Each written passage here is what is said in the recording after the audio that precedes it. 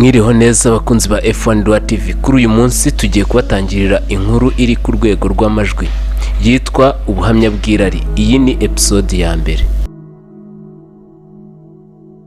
Hari igitekerezo cyangwa inyunganizi mwatwandikira muri comment, mugakora subscribe, share, mutibagiwe like kugira ngo tugumye kubana ibihe byose. Njye ndi Peter havugimana, reka dutangire.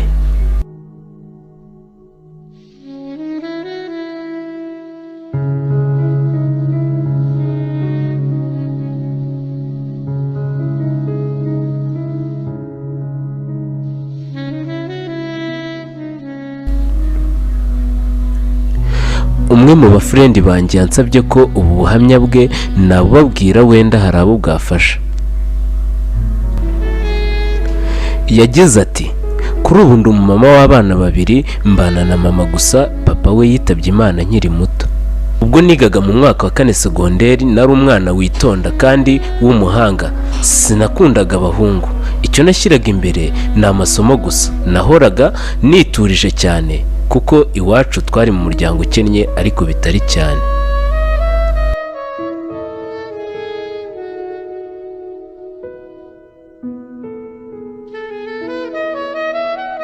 Rimwe rero ku kigo cyacu amazi yaje kubura, biba ngombwa ko tujya kuyashaka kure y'ikigo. Ubwo twarasohotse turi benshi, tugenda dutera igiparu, twicamo amakipe, twe dusigara inyuma kuko twigenderaga gahoro dusererezanya, dore ko twari abakobwa gusa. Twaje kugera mu ishyamba epfo cyane y'ikigo cyacu, duhura n'ibibwa bibiri binini. Tukibibona twarirutse cyane. Naje kugera epfo gato, ndanyerera nikubita hasi ku buryo nakomeretse bikabije ku murundi.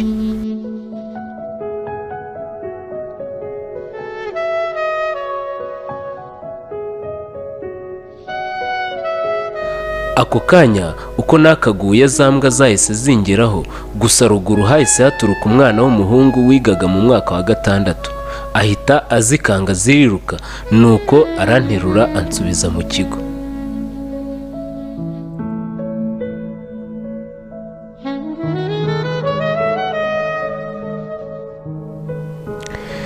Tubibutsa ko Mama Junior Fashion Shop yabazaniye inkweto z'ubwoko bwose, amapantaro y'abagabo n'ay'abagore, yabazaniye ibitambaro byiza cyane wadodamo indi myenda. Si ibyo kandi yabazaniye n'ibikapu byiza cyane. Udukeneye wadusanga i Rwamagana munsi ya Reka neza ku muryango biteganye, cyangwa ukaduhamagara kuri nimero 078 655 0989.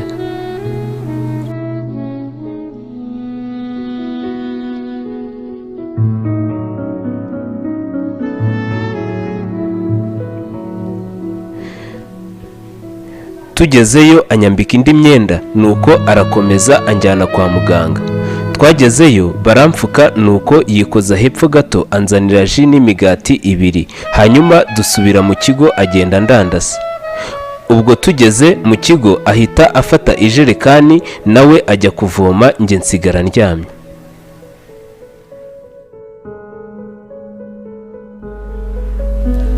Yavuye kuvoma ahitira aho ndwariye, ahageze ampereza iseri ry'imineke yaranzaniye. Naryakiriye ariko nkabona ntibisanzwe, nuko arangije aranyongorera ati, humura uzakira. Sha, nubwo ntakundaga abahungu ariko nahise numva we mukunze kandi nkabona nawe ankunda. Ibyacu byaje gukomera mu ibanga ariko ntacyo arambwira.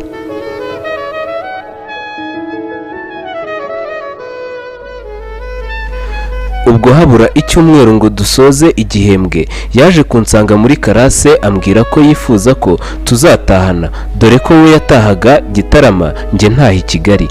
Ubwo twagombaga gutandukanira Nyabugogo.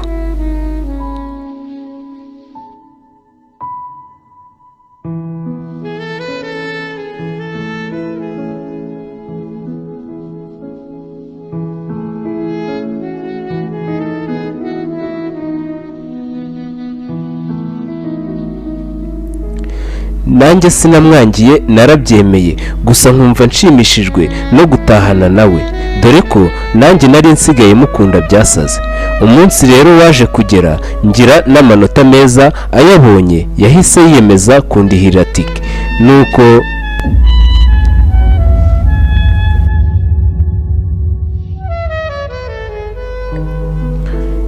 cyorere.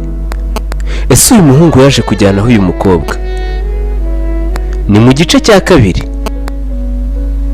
Tubibutsa, iyi ni product of F1 TV ku bufatanye na Wadanje TV. Hari igitekerezo cyangwa inyunganizi watwandikira kuri WhatsApp yacu 0786 732 070.